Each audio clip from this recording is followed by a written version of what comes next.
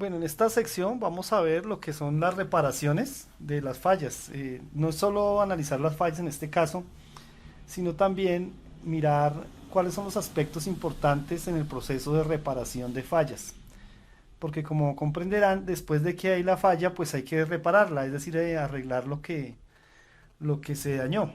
Vamos a definir entonces el proceso de reparación y después vamos a mirar todos los aspectos importantes que se deben tener en cuenta en este proceso. Vamos a tomar aquí, en este caso, vamos a tomar la definición de reparación. Entonces, ¿qué es la reparación de averías o reparación de fallas?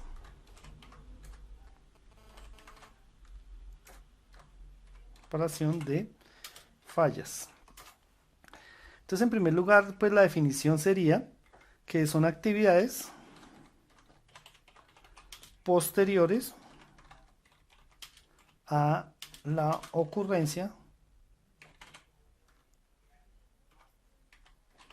de un fallo. A veces de un fallo. A veces también podríamos decir que son actividades posteriores a la ocurrencia de una serie de fallos, porque pues hay empresas que dejan que falle, falle y falle y después reparan. En ese sentido, no es solo de un fallo, sino de varios fallos, podríamos manejarlo así. Eh, con las cuales, digamos, esas actividades con las cuales se pretende eliminar ojo con lo siguiente, causa de la falla. Se supone que se pretende eliminar la causa de la falla. Ahorita vamos a ver que hay unos niveles de reparación en los cuales no siempre ocurre esto. Pero digamos la definición correcta sería eliminar las causas de la falla. Las causas de la falla para poder que no vuelva a ocurrir. Eh, consiste también, podríamos colocarle así, consiste en ajustes, coma, cambios, ¿sí? Hacen ajustes de los procesos, hacen cambios de las piezas, pruebas inclusive, hasta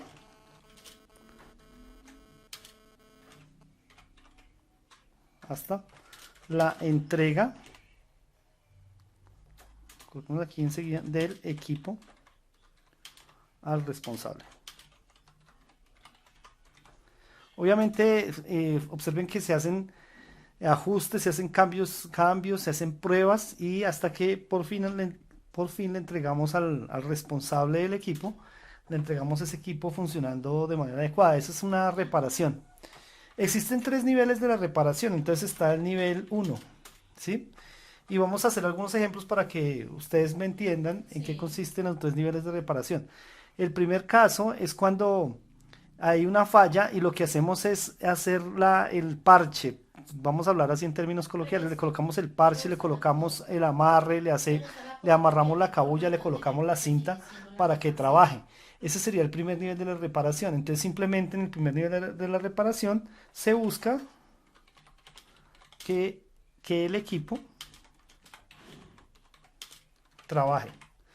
Ahora, simplemente es eso, se busca que el equipo trabaje haciendo cualquier arreglo temporal.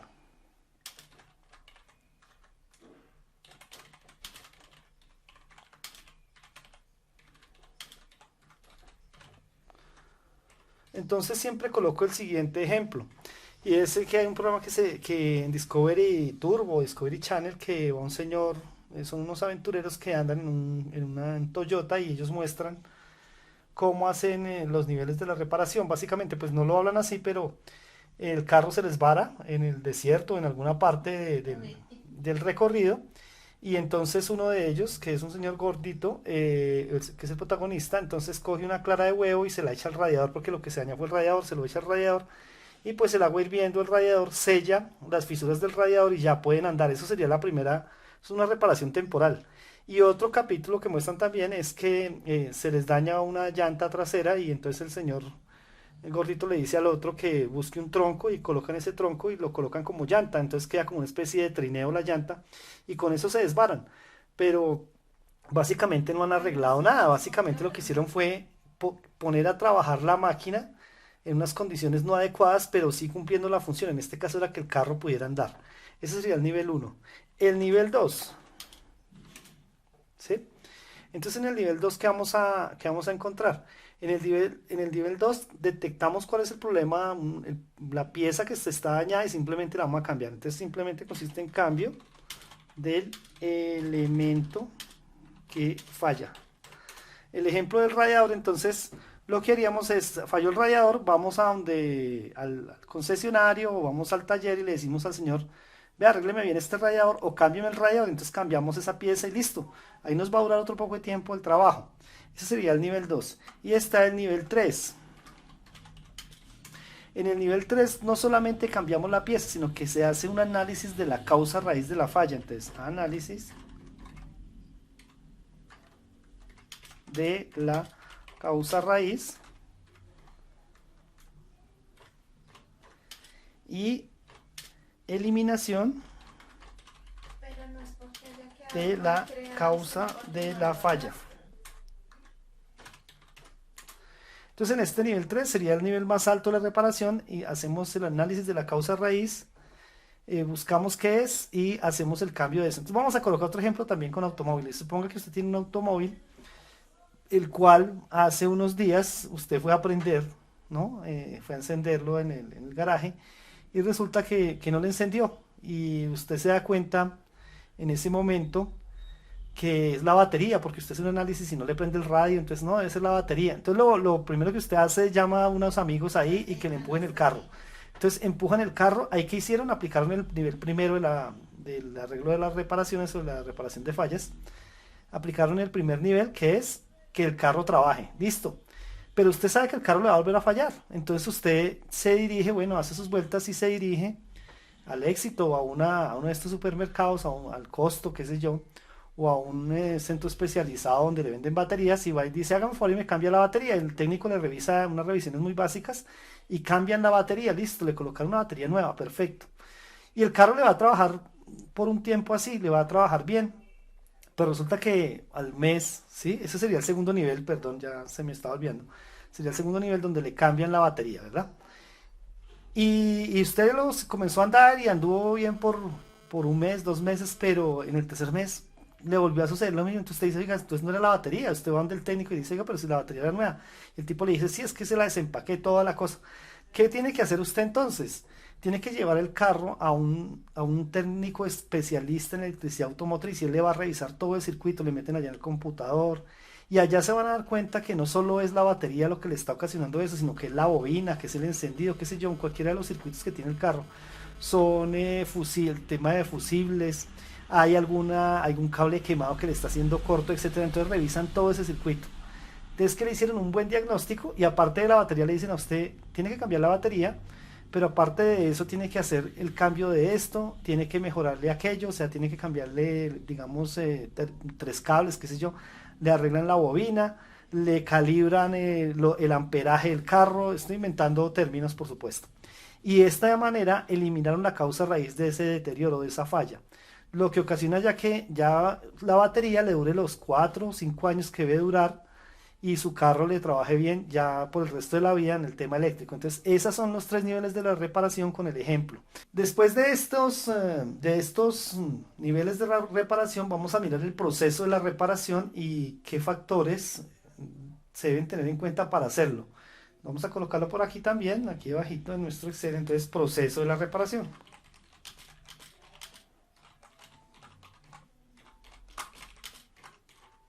Recuerden, de fallos o averías. Entonces hay varios aspectos que toca tener en cuenta cuando se hace un proceso de la reparación. Suponga usted que va a reparar una prensa hidráulica, ¿no? Entonces una prensa hidráulica, no soy experto en prensas hidráulicas, he trabajado con ellas, pero no soy experto. Entonces tiene un motor, tiene un sistema hidráulico, obviamente, que bombea aceite, tiene un sistema digamos, de mecánico, que es donde se genera la presión sobre la pieza que usted vaya a hacer, etcétera. O sea, tiene ese tipo de cosas. Entonces, uno de los factores que hay que tener en cuenta, el primer factor, factores de diseño. No estamos hablando aquí de las causas de fallo, sino para reparar. Entonces, dentro de los factores de diseño tendríamos, bueno, entonces dentro del primer factor de diseño sería el peso de los componentes. ¿A qué se refiere el peso del componente? Sería la cantidad en kilos o libras que pesan los componentes. ¿Por qué es importante esto? Porque obviamente tocará tener algunos aparatos para poder reparar eso, como por ejemplo gatos hidráulicos polipastos que nos ayuden a levantar el peso, o varias personas para que nos ayuden a levantar el peso de los componentes. Lo otro es la accesibilidad o facilidad de acceso a los componentes. Entonces, hay sistemas o máquinas que son tan complejas que toca desarmar no sé cuántas cosas para poder llegar al componente a reparar. Si ustedes han desarmado alguna vez un computador, hay computadores que son difíciles en el diseño de las cosas. O sea, voy a reparar el disco duro y para sacar el disco duro me toca de quitarle la tapa, desarmar la boba, quitar la unidad de DVD, quitar la memoria, sacarle 20 tornillos, después toca desarmar de cliquear pues allá la parte del disco duro y hasta que por fin llegue allá. Entonces es una cosa complicada. Ese es un tema que se llama facilidad de acceso a los componentes. En el diseño también está, por ejemplo, la parte de que esas piezas que tiene la máquina sean homologadas. Entonces vamos a decir que son referencias, referencias homologadas o estándares que llamamos. Quiere decir que esas referencias están bajo una norma ISO. Entonces yo voy a cambiar un rodamiento, por ejemplo. Entonces el rodamiento SKF número 23, estoy inventando, no soy experto en rodamientos, es mirar si esos rodamientos en otra marca que no sea SKF lo puedo conseguir con otra referencia. Entonces ahí están bajo una norma. También se le denomina normalización de los componentes. Entonces son componentes normalizados. Hay empresas que obviamente hacen lo siguiente y ustedes lo saben por lo que incluso ha pasado estos días, el tema de los días sin IVA, ¿no? Que hacen trampa. ¿Cuál es la trampa que hacen en algunas fabricantes de piezas? Que fabrican una pieza que es exclusivamente se la tienen que comprar a ellos. Entonces, en el momento que se vare la máquina, pues a usted le tocó llamar a ese fabricante y a nadie más, porque solo ellos la fabrican, no se consigue de otra norma, no le pusieron una norma estándar, un rodamiento que sea típico, sino uno que ellos fabricaron. Y en ese sentido, nos volvemos dependientes del fabricante de la máquina. Entonces estos son factores de diseño, ¿verdad? La facilidad, las referencias, y podemos incluir también una cosa que son los manuales. Los manuales.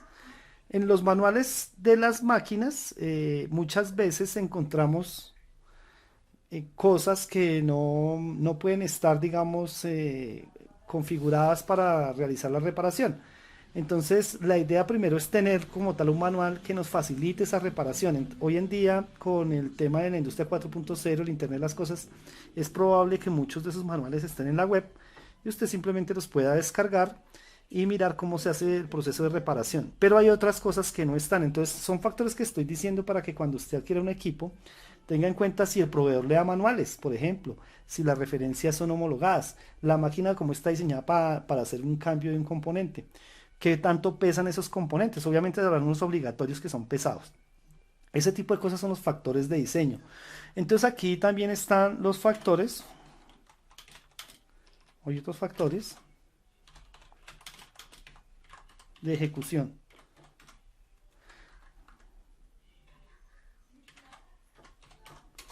En los factores de ejecución tenemos, por ejemplo, la habilidad de la mano de obra. Qué tan ágil es la persona, qué tan capacitada está, qué tan entrenada está para ejecutar una reparación. En los factores de ejecución también tenemos, por ejemplo, la facilidad del utillaje. El utillaje son las herramientas que vamos a utilizar. Estábamos hablando de gatos, polipastos, destornilladores, herramientas, alicates. Las herramientas que necesitamos para hacer la reparación, si los tenemos a la mano o no. También en ese factor podría ser, por ejemplo, la administración en general, ¿no? Administración del personal, ¿no? Y estoy hablando pues del personal de mantenimiento. Entonces tenemos otros en los factores de ejecución. De pronto no estoy mencionando todo, de pronto en las empresas donde ustedes trabajan pueden encontrar otro tipo de factores. No, es que la política de la compañía es esta, que ese es otro factor. Entonces, que el que lo repara sea el fabricante. Bueno, eso podría ser un factor para esa empresa. Otro factor son los factores de organización. De Organización. Un aspecto muy importante en la hora de reparar es tener repuestos. Si tenemos el repuesto en el almacén, pues va a ser fácil, vamos y lo sacamos del almacén y de pronto es un proceso administrativo nada más. Pero el problema es cuando no hay gestión de los repuestos. Entonces, la gestión de los repuestos.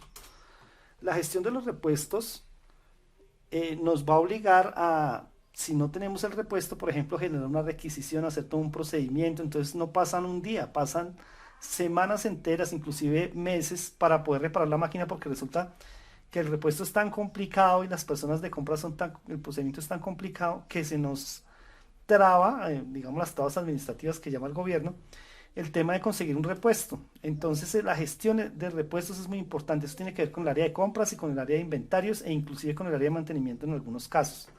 La otra es la política. La política de mantenimiento. ¿Qué pasa cuando la política de mantenimiento desde la alta dirección es al fallo? Es decir, que esperemos que se dañe la máquina y cuando se dañe la reparamos. Entonces usted no va a tener realmente un mantenimiento preventivo aplicado allí. Por lo tanto, la política es muy importante. Otros factores de la organización, por ejemplo, sería dónde está ubicada, ¿no? Ubicación. Ubicación de proveedores, de inclusive usted mismo, de la fábrica o de la empresa, de la compañía, coloquemos aquí de la empresa, y de los proveedores. Los proveedores tanto de repuestos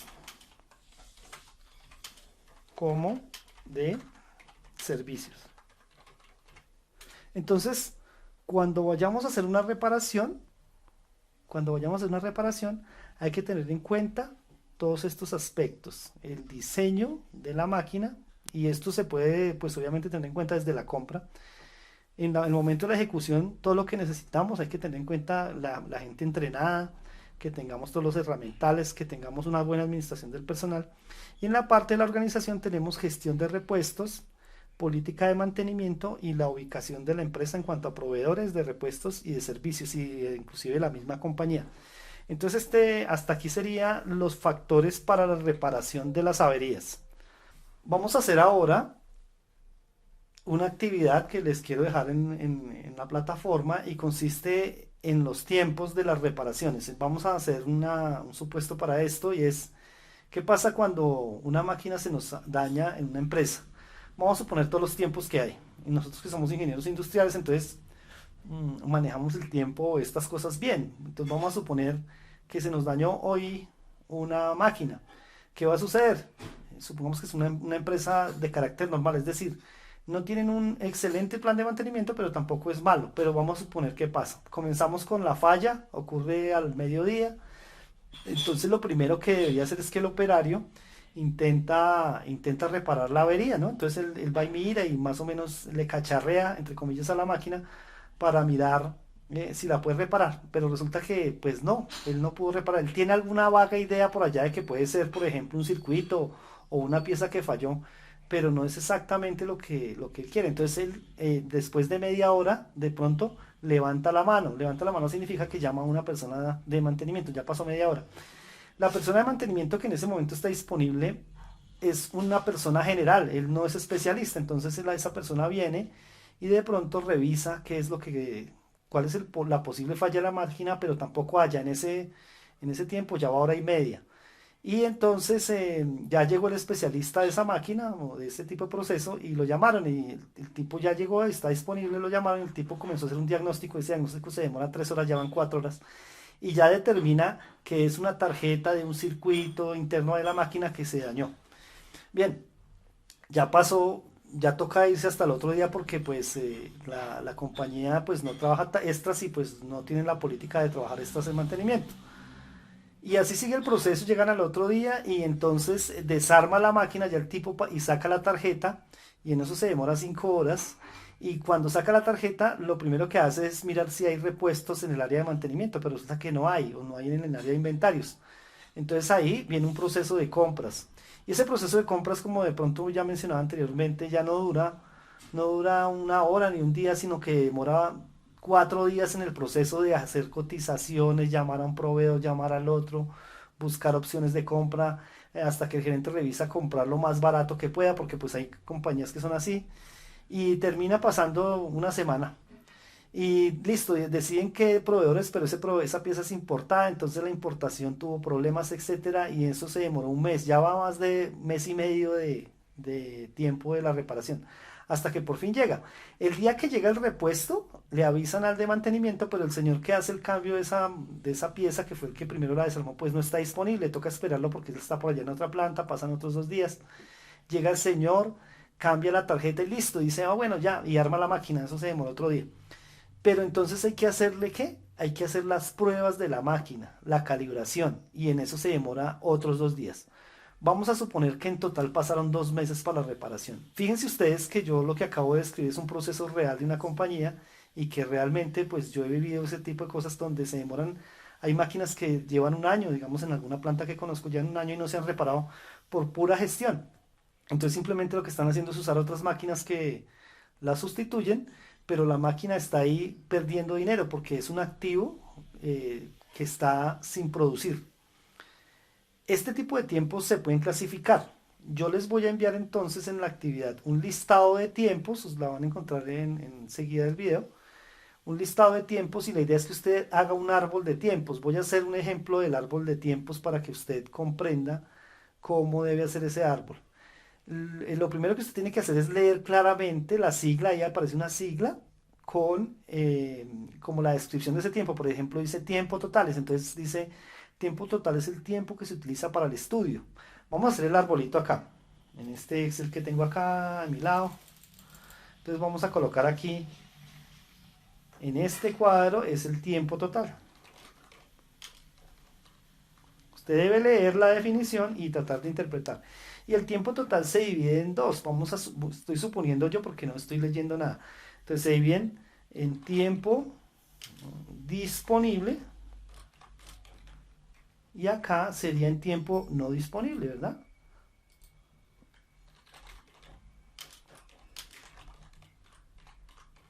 Y en el tiempo disponible se divide en dos.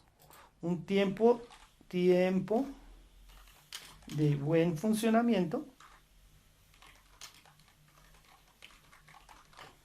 y otro de tiempo sin funcionar, o sea, sin funcionar, digamos, voy a colocar aquí, pues no me alcanza el tiempo sin funcionar, pero el tiempo sin funcionar está dividido en dos, y así sucesivamente usted va a ir dividiendo cada uno de estos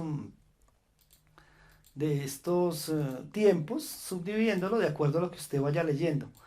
La idea es que usted, por favor, arme este árbol de tiempos.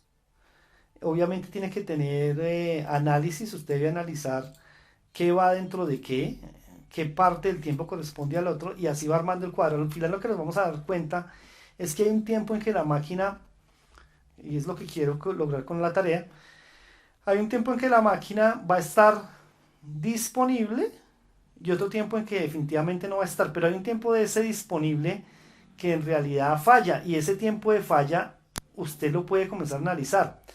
¿Qué más debe hacer en la tarea? Debe por favor identificar cuáles tiempos puede usted reducir por medio de las herramientas de ingeniería industrial que usted ya conoce. Estudio de tiempos, SMED, Pocayoke, Jidoka, todas esas cosas que usted ya maneja en ingeniería industrial.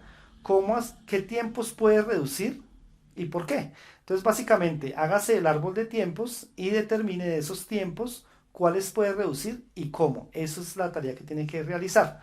Lo puede realizar como ya hemos hablado en el video introductorio, manualmente, en un Excel, en un Word, en un PowerPoint que se entienda y obviamente los tiempos que seleccione para mejorar, para reducir, pues simplemente los describe en otra hojita o en otra parte del documento que usted va a enviar. Eso es todo en esta sección, nos vemos en la próxima.